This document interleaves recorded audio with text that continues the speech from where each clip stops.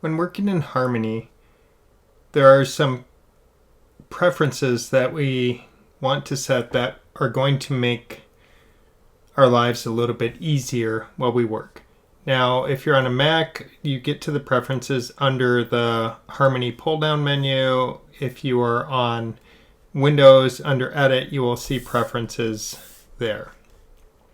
So if I choose Preferences, we're going to just work through the different screens. The first thing that I want to do is click on Save Scene automatically. You can choose the interval that you want. Now, if your scene gets really big and heavy and complex, this can be problematic because as it's saving, it may save when you're trying to do something and drive you nuts. You could have Ask Before Saving checked if you care about that. But having lost things, by not having that selected, I'm going to opt to have that selected. Now, on the right-hand side of the screen, one of the most important ones is focus on mouse enter.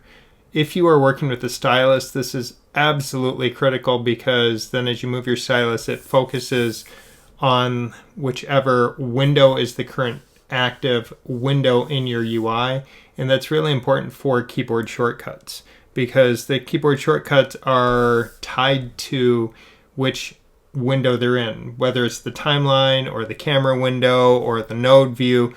Each of these things, it's going to be very important to have it set up that way. I also like to select shortcut zooms on mouse, so then when I zoom in, it zooms in wherever the mouse is, so that if I have my mouse so that I'm on my camera view and I zoom in, it will zoom in there, focusing on the point of my cursor. So it doesn't just zoom the middle of the window, it focuses on the cursor. So I like to use that. Depending on what type of animation that you're working on, it can be very important to set it for stop motion keyframes. So if you set that, it defaults to using stop motion keyframes instead of motion keyframes. So if you're not trying to do a lot of tweening, I suggest you set that up. So if you're working with key poses and then doing breakdowns and then finally tweening where you manually do it, then I would encourage you to set stop motion keyframes as your default. Now if we move over into the camera view, there's really nothing that we need to set there. Node view, the one that I like is double click on a node to open the editor for it, so you don't have to just click on the little yellow box. It won't work on anything with exposure, but with drawing, then I like to have the brush size cursor.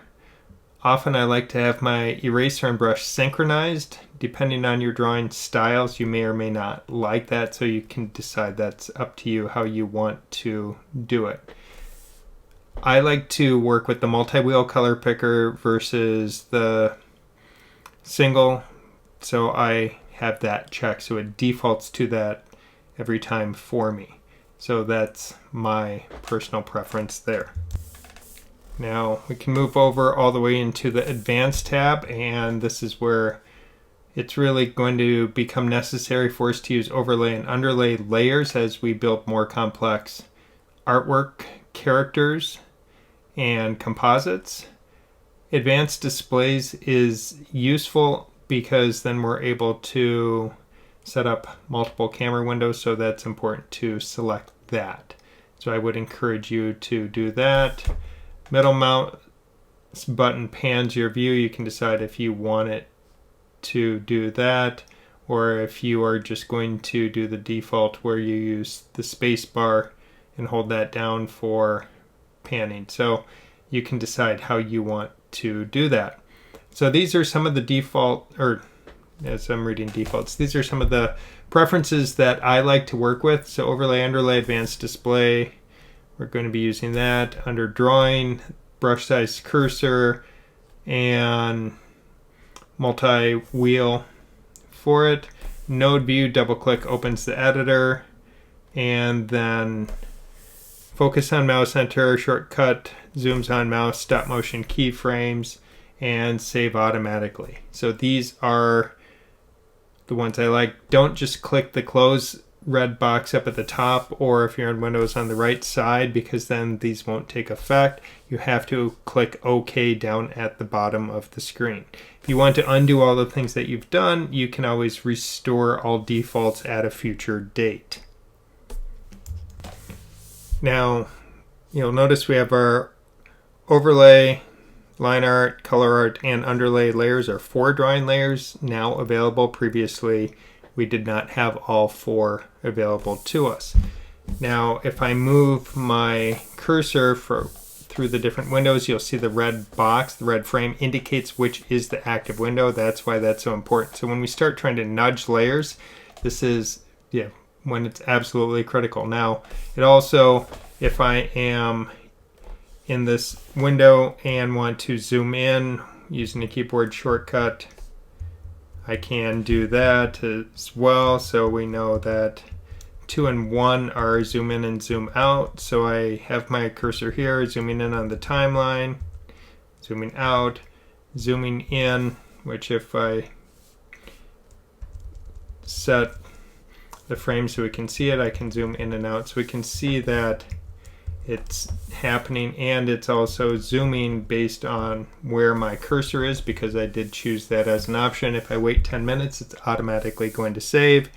If I go to modify a color, we can see it's now in the multicolor versus the single wheel. I like the multi-wheel because I like those options better. Personal preference, you can do what works well for you.